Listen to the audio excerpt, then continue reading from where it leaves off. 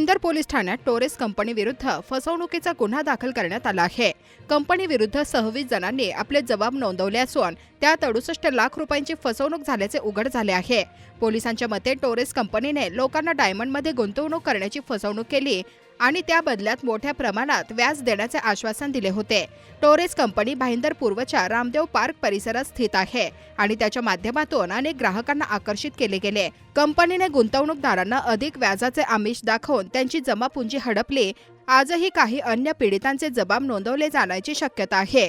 पोलिसांनी या प्रकरणी गंभीरता लक्षात घेऊन तपास सुरू केला आहे आणि लवकरच आरोपींविरुद्ध कारवाई करण्यात येईल। तसेच पोलिसांनी सर्वसामान्य नागरिकांना अशा फसवणुकीच्या गुंतवणूक योजनांपासून दूर राहण्याची आणि कोणत्याही संशयास्पद कंपनीबाबत सावध राहण्याची अपील केली आहे।